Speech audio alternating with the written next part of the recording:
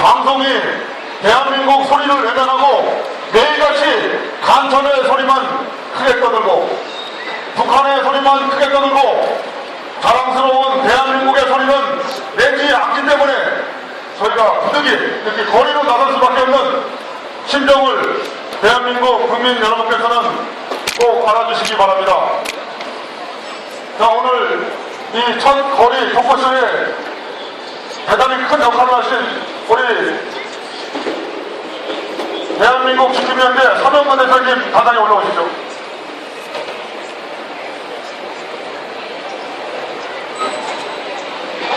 요새 며칠 동안 이거 준비하냐고 상당히 고생이 많았거든요. 자, 박수 한번 부탁드립니다. 박수. 고맙습니다. 네, 고생했습니다. 자, 오늘도 패널로 나오신 분들이 여러 분 있었는데 갑자기 또 일이 생겨서 한 분이 참석을 못하게 돼서 우리 지옥순 대표님께서 패널로 이제 등장을 했고요. 우리 제가 한번 소개하겠습니다. 변희재 대표님 인사하시죠. 요새 아주 우파의 싱크탱크 우리 변희재 대표님 박수 부탁드립니다. 강원도 원광대학교의 이주찬 교수님 멀리서 오셨습니다. 요새도 엄마 부대로 양활약 하시는 우리 주옥선 대표님, 요 세 분이 오늘 주제는 통진당 해체, 그 다음에 이석기 간첩 문제, 그 다음에 우리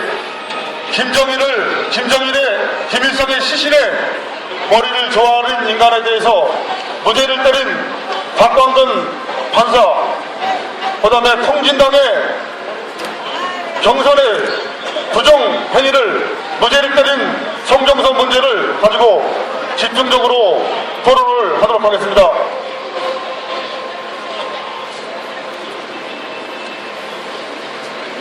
자, 일단 간첩 이석기에 대해서 지금 앞에서 통진당 사적들이 끊임없이 서울 전체로 돌아가면서 지금 선동을 하고 있습니다. 자기는 간첩이 아니라고 하고 자기들은 박근혜 정부의 탄압을 보였다, 이렇게 헛소리를 하고 있습니다. 그 점에 있어서 우리 변희재 대표께서 우리 이주찬 교수님께서 먼저 입장을 발언하겠습니다. 박수 좀 해주시기 바랍니다. 반갑습니다. 이랬는데 제가 1번 타자로 나와서 대단히 영광입니다. 지금 이제 우리나라 여러 가지 많은 해남 문제가 있는데, 여러분 저녁이 되면은 저녁 노을이 불그스름하게 되지 않습니까? 근데 이 해가 질수록 그 저녁 노을은 빨갛게 됩니다. 그러면서 그 해가 지고 달이 뜨지 않습니까? 암흑의 시대가 오지 않습니까? 암흑. 근데 지금 우리나라의 상황이라는 것이 저녁 노을이 지면서 빨갛게 되면서 암흑 시대로 가는 그 찰나에 있다 하면 생각하시면 됩니다. 그럼 언제부터 이렇게 우리나라가 이렇게 저녁 노을처럼 불그스름하게 되었는가 하는 것은 벌써 80년대, 90년대를 거치면서 우리나라 국민들의 소원은 선진국 이상의 민주주의를 하겠다는 것이 80년대에 제가 대학을 졸업할 때의 소원이었습니다. 그리고 우리나라의 민주주의 지수는 선진국보다 높은 랭킹 21위를 단독했습니다. 서구의 어느 나라보다도 우리나라 민주주의는 높은 나라가 되었습니다. 즉 그것은 다시 말해서 대한민국을 갉아먹고 대한민국을 무너뜨리겠다는 사람조차도 국회를 보내고 훈장을 주고 정부 보조를 해주는 그런 나라가 되고 말았다는 사실입니다. 근데 지금 우리나라의 상황이라는 것은 어떤 병원에 암 환자가 갔는데 배를 쫙 쬐습니다. 근데 그 배 속에는 암세포가 창자, 위장, 머리, 심장 곳곳에 암세포가 있어서 나는 수술 못한다 해서 의사가 다시 덮었습니다. 암 사기 판정을 받은 사람 알죠? 그래서 그 암 환자는 방사능 치료 쪽으로 가게 됐습니다. 지금 우리나라의 상황이라는 것은 이 종북 세력이 활개를 하면서 교육, 노동, 학계, 문화예술계, 정계, 행정관료, 행정고위직 마지막에는 사법부, 그 최후의 보루인 검찰까지 가 있는 그런 상태입니다. 우리나라는 이미 자경화가 완성된 그런 나라, 암 환자의 사기에 수술할 수도 없는 그런 상태에 처해 있다는 사실입니다. 여러분, 1949년 4월 달에 국회에서 불합치 사건이 있었습니다. 그때 국회 불합치했던 김약수 부회장을 합쳐서 13명이었는데 이 사람들이 주한미군 철수를 외치고 충북 주장을 했습니다. 그러다가 그 사람들이 지금도 교도소에 갔는데 13명 중에서 거의 12명이 감옥소에 있다가 6.25 때 감옥소에서 풀려나가지고 자진월북을 했습니다. 그런데 원세훈 국정원장의 국회 청문회에서 보고에 의하면 우리나라의 종북 세력으로서 국회에 침투한 사람이 무려 40명이나 그랬습니다. 1949년 13명이 있는데 국회 침투 자익이 지금은 종북 자익이 40여 명이 된다는 것은 우리가 종북 세력의 3배가 60년 동안 키웠다 이런 이야기입니다. 이것은 대단히 심각한 문제이기 때문에 자 그럼 우리 김민재 대표한테 마이크를 넘기겠습니다. 예, 아니 뭐 이석기 간첩 내란 사건이라는 게 얼마나 위험한 정말 사건이었는지는 뭐 다들 아실 테니까 저는 오히려 조금 각도를 달리해서 제가 이번에 문제가 되고 있는 이른바 사법부의 이상한 판결에 저도 한 명의 희생자인데 제가 바로 그 이석기 경기동부 연합 문제 가지고 발언했다가 그게 재판에 걸려서 지금 이상한 판결을 받았습니다. 제가 작년에 총선 한 달 전에 3월 한 초중반부터 이미 통합진보당의 비례대표 경선에서 이석기가 압도적으로 1위를 했죠. 물론 1번은 여성 비례대표가 됐지만은 그 비례대표 내부 경선에서 이석기가 압도적으로 1위를 했습니다. 이미 이석기는 90년대 후반부터 경기 민혁당이라는 간첩단 사건에 연루돼서 징역형을 받았던 국가보안법 위반죄를 징역형을 받아서 감옥살이를 하다가 이번에 다 드러났지만 노무현 정권에서 문재인 당시 민정수석과 강금실 법무부 장관이 풀어준 사람입니다. 이거 다 알려졌던 일이죠.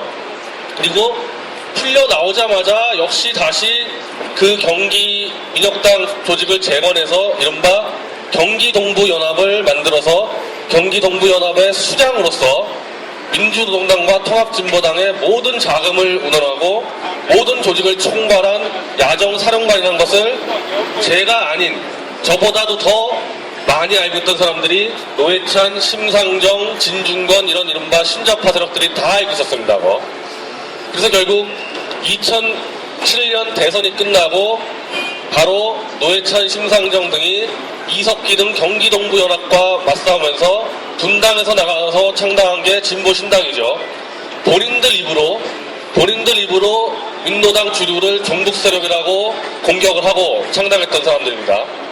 그런데 2012년 총선 때 이석기가 화려하게 아예 수면 위로 그때까지는 밑바닥에서 종북 조직을 짜고 있다가 이건 아예 국회의원으로 배지를 달고 수면 위로 올라오는 것이 그 당시 통합진보당 경선이었습니다. 그럼 그때 바깥쪽 다 알려진 거죠. 아 이석기가 밑바닥만이 아니라 이제 제도권 권력까지 잡으러 올라오는구나. 그래서 저를 비롯해서 뉴데일리 조선일보가 경기동부연합의 위험성을 경고를 했고 이 경기동부연합과 다시 손잡은 노회찬, 심상정 그리고 이런 통합진보당과 손을 잡은 민주통합당을 다 비판했습니다. 그때 민주통합당이 어떻게 했냐? 박용진 대변인, 지금도 민주당 대변인입니다. 웬 낡은 색깔론이냐? 웬 낡은 색깔론 가지고 공격하느냐? 이렇게 나왔던 게 민주당입니다. 그리고 저는 경기동부연합을 계속 경고하고 있을 때 결국 이정희 대표와 통합진보당으로부터 경기동부연합 및 종북주사파 관련 민형사 소송을 당했고 형사는 이겼는데 민사에서 하여튼 어처구니 없는 이유로 한 1,500만 원을 선고받았습니다. 그럼 저 이제 와서 잠시 그들에게 물어보는데 일단 이정희나 통합진보당은 빼고 저희가 경기동부연합의 위험성을 경고했을 때 색깔론 하지 말라고 얘기했던 박용진, 유시민, 노회찬, 심상정 지금 뭐하고 있냐는 겁니다. 이제 와서 그들이 어떻게 하고 있냐면은 주로 이석기와 경기동부연합을 치기 어린 장난치는 그냥 약간의 이상한 돈키호테로 꼬리를 자르고 있습니다. 근데 한번 생각해 보십시오. 이미 90년도부터 간첩단 조직을 짰고 그 이후에 감옥에 갔을 때 결국 문재인과 강금실이 풀어주고 풀려 나오자마자 다시 조직을 짜서 민주노동당을 건설하고 통합진보당을 건설하고 그 모든 자금책을 총괄했던 이석기가 정신병자입니까? 정신병자가 그런 일 하고 다닙니까? 그 사람은 이미 확실한 김일성 주체 사상으로 이념적 훈련이 됐고 조직적 훈련이 돼서 통합진보당 전체 운동 세력을 이끌어왔던 나름대로 종북 지도자입니다. 그 지도자의 힘으로 지금까지 다 밑에 붙어가지고 같이 정치 세력화해서 국회 배지 달고 했던 사람들이 노회찬, 심상정입니다. 근데 이제 와서 그 사람들을 마치 아무것도 아닌 돈키호테라고 좀 하고 있습니다. 네. 제가 마지막으로 먼저 정리하면은 저는 대한민국의 종북 세력 완전히 마음속 깊이 김일성, 김정일, 김정은을 찬양하고 그들과 뜻을 함께 하겠다는 세력은 그리 많지 않다고 봅니다. 그게 지금 잡힌 게 한 이석기 세력들 한 몇천 명 정도 혹은 몇만 명 정도라고 보는데 문제는 그 존재를 알고 그 존재의 위험성을 누구보다 더 잘 아는 우리는 자주 이석기 세력을 만나지 않지 않습니까 우리는. 근데 노회찬, 심상정, 진중권 그리고 민주당의 박용진 이런 사람들은 수시로 이석기 세력과 만나서 우리보다 훨씬 더 그들의 위험성을 뻔히 알고 있는 사람들이 오히려 그들의 존재를 은폐하고 국민들에게 거짓말하고 국민들의 눈과 귀를 멀게 해서 지난해 선거 때 보면은 총선과 대선 때 여차하면은 바로 종북 세력과 야합한 세력이 대한민국 국회와 정부를 먹을 뻔했습니다. 즉 간첩들 몇 명 잡고 종북 세력 극소수의 종북 세력들이 잡는 문제가 아니라 그들을 감싸고 그들과 손을 잡고 있는 거대한 기회주의 세력들. 이 거대한 기회주의 세력은 정말 정치권에서 과반수가 넘을 수 있습니다. 지금 현재로서 과반수 넘을 수 있습니다. 새누리당에도 전 수두룩히 많다고 봅니다. 그런 사람들. 우리가 이제 싸움을 기회주의자들과의 싸움까지 전선을 확대해야지 종북만 잡아가지고 해결되는 일이 아니라고 저는 말씀드리고 싶습니다. 제가 좀 보충으로 좀 하면요. 60년대, 70년대 공항사범이라든가 좌익들이 형무소 살아서 나왔을 때는 이 사람들이 사회적인 왕따를 당해가지고 전향을 하지 않을 수가 없었습니다. 사회에 숨 죽이면서 조용히 살았습니다. 60년대, 70년대 좌익 공항사범들이. 그리고 많은 사람들이 전향해가지고 한나라당의 국회의원 된 줄 아시죠? 이 암흑에 누가 이야기를 잘 하실 겁니다. 근데 80년대와 90년대에 주사파들이 대학에서 막 공장에서 도장 찍어내듯이 대량 생산한 이후부터 주사파들이 학생회를 완전히 장악을 한 뒤에는 우리 사회가 어떻게 되냐면은 전향한 사람이 왕따를 당합니다. 그리고 전향하지 않은 사람이 잘 살아요. 말하자면 생계형 좌익의 사회적인 물적 토대가 구성이 된 겁니다. 그래서 이 새끼가 왜 전향을 안 하냐? 전향을 하면 왕따를 당하고 손해를 봅니다. 그 무리 속에서. 그래서 이런 생계형 좌익이 이제 커져가지고 130뭐 이렇게 했는데 여러분 알다시피 제가 이번에 가만히 보니까 우리가 80년대 이후 90년대에는 민주화를 해가지고 다시 뒤집어가지고 보상하면서 국가와 정부 보조로 해가지고 무죄 떨어지는 가운데서 감옥소 갔다 오면 오히려 보상을 받습니다. 그리고 훈장이 되면서 국회 출마하면서 이 사람이 영웅이 오레드 헤로 영웅이 되어버렸습니다. 언론이 그걸 보도를 합니다. 자 그러면 그 다음에 이제 사법부에서 아까도 말하자면 사법부 무죄로 돼가지고 이게 송판사니 뭐 곽광근이 판사니 해가지고 지금 말썽이 되는 게 사법부 자경화 아닙니까? 그런데 그러면 사법부 자경화가 어떻게 해서 이루어졌는가? 여러분 1973년에 베트남에서 파리 평화조약 체결됐죠. 그래서 주한 미군과 우리나라 국군하고 미군이 73년도 파리 협정 체결해서 월남에서 철수를 했습니다. 그리고 그 다음 해에 키신저가 노벨 평화상 탔죠. 그 다음에 75년도에 월남이 공산화되었습니다. 그 과정을 목도한 김일성이가 손뼉을 쳤습니다. 아 이거다. 월남처럼 한국을 공산화시켜야 되겠다. 뭐냐? 남침할 필요 없이 남한에서 베트콩 소리개가 돈하고 매수하고 협박을 해서 뭐 안 되면 여자를 주든지 민기를 쓰든지 해서 남한의 베트콩 세력을 양성을 해서 이 사람들 하여금 자익 정보를 만들면 자기들한테 모든 물자라든가 돈이라든가 다 갖다 바친다 이런 이야기입니다. 자, 여러분, 우리나라가 북한에서 갖다 바치지 않은 것 중에서 여자들 안 갖다 바치죠. 제가 알기로는 다른 건 다 갖다 바친 줄로 알고 있습니다. NLL로 해가지고 영토까지 갖다 바치려 했지 않습니까? 예?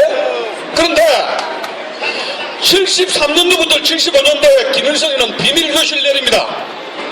그 핵심은 뭐냐면 법대생 머리 좋은 학생들 데모시키지 마라. 고시원에 가서 장학금을 줘가지고 행시 40 패스해가지고 야를 길러라 했습니다. 서울바닥에. 그래서 그 사람들 30년 40년을 키웠는데 지금 보십시오.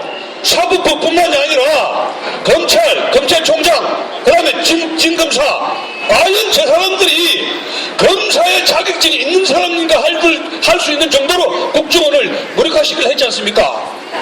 국정원을 무력화시키려 하는 것은 북한이 좋아하는 짓 하는 게 그게 검찰의 역할이고 검찰총장의 역할입니까, 여러분? 대한민국을 망치게 하라 했지 않습니까? 예?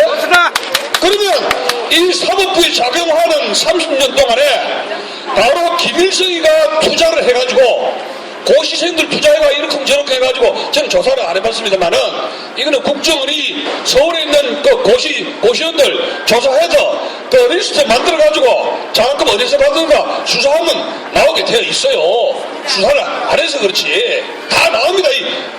여러분, 저 동독이 서독에게 무너졌을 때 서독에서 압력하는 동독의 스파이가 3만 명이 넘었다 그럽니다. 그것이 수다치 문서라는 것인데 미국 CIA가 동독에 압력하는 서독에서 압력하는 단천망을 갖다가 코올 수당에 넘겼는데 3만 명 리스트를 줬는데 서독에서는 1년 동안에 청문회 줬습니다. 공개 TV로 대학 교수, 노조위원장, 학생회장, 비서실장, 정당 정치 비서실장, 국회의원, 군 장성들 청문회를 해가지고 서독 사회가 발칵 뒤집어졌습니다.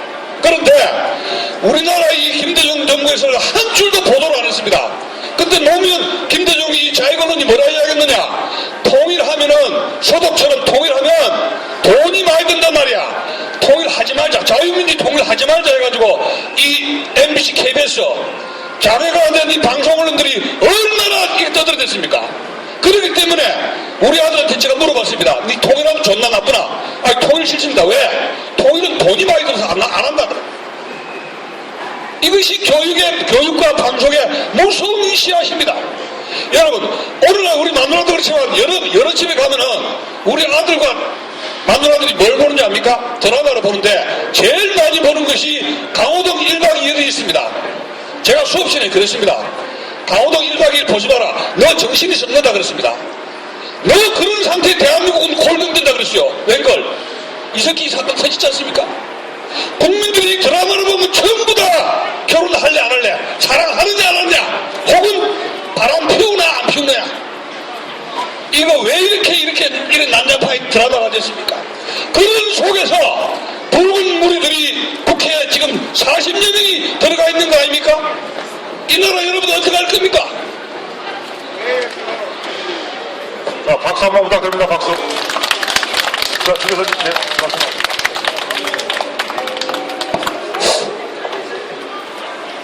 저는 앞에 우리 이주천 교수님이나 변희재 대표님께서 우리나라의 정부 투기에 대해서 말씀하셨는데, 저는 어차피 정교조 운동을 먼저 했기 때문에 정교조에 대해서 말씀을 좀 드리겠습니다.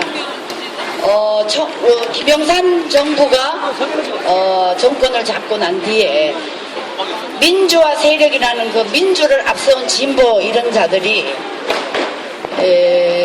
민주를 외치면서 정교조 운동을 했던 그런 교사들이 한 3,000명이 제명돼 있었는데, 김영삼 정부가 들어오면서 이 사람들을 3,000명 가까이를 복직을 시켜줬어요. 이 사람을 복직을 시켜주던 그 3,000명의 뿌리가 지금 대한민국의 정교조 교사들의 뿌리입니다, 여러분. 이 정교조 교사들의 뿌리, 이 사람들은 교사로서가 교사가 아니라 완전히 노동자 운동을 하면서 우리 아이들에게 학구에 대한 열의를 가르치는 게 아니라 어떻게 하면 대한민국에서 삐딱하게 나가는 그런 방법을 가르친 겁니다. 그러다 보니까 김영삼 정부 이후에 지금 거의 20년이 지났으니까 그때 10살 먹은 이런 아이들이 지금 40대 거의 50대 돼가잖아요. 얘네들이 지금 교사로서 우리 아이들을 지금 교실 곳곳에서 다 아이들 망치고 있습니다.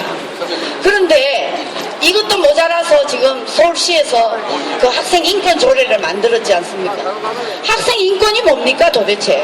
아니 새파란 아이들에게 무슨 인권, 물론 인권이 있어야 되겠죠. 그렇지만 아이들에게는 그때 당시 그 정도 나이에서는 좀 강압도 필요해요. 그리고 아이들에게 올바른 이런 교육을 시켜야 되는데 아니 학생 인권 조례 만들어서 아이들한테 야단도 못 치게 하고 선생님이 야단 치면 바로 신고하고 이게 지금 만들어 놓은 게 이 정교조 교사들의 행태입니다.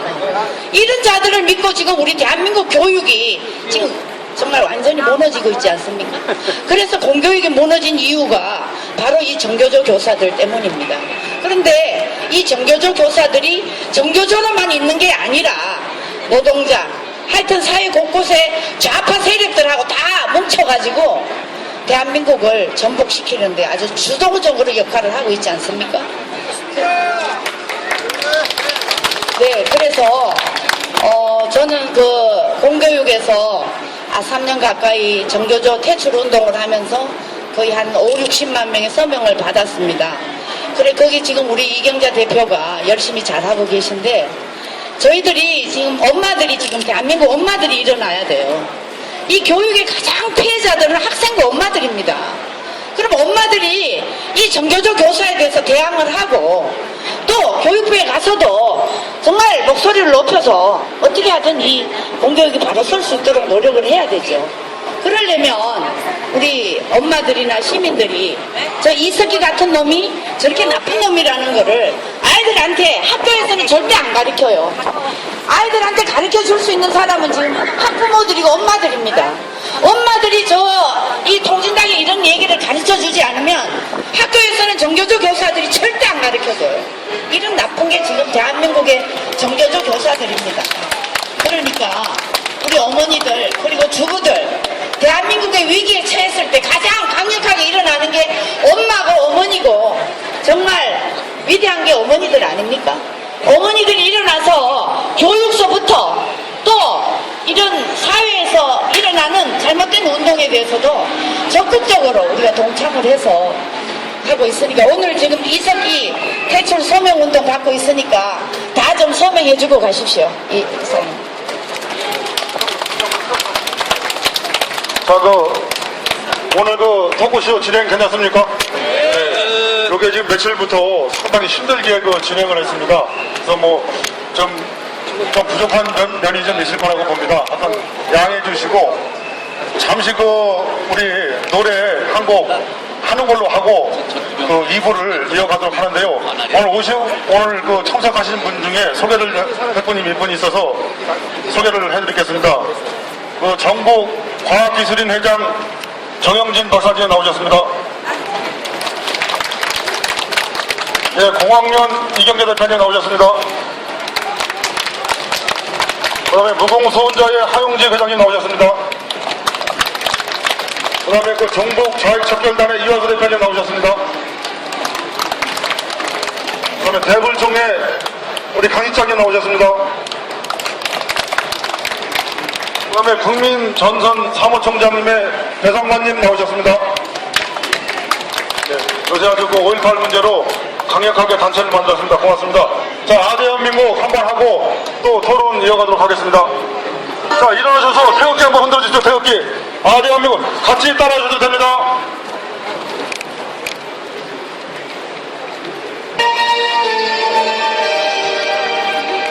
자, 태극기 흔들어주십시오.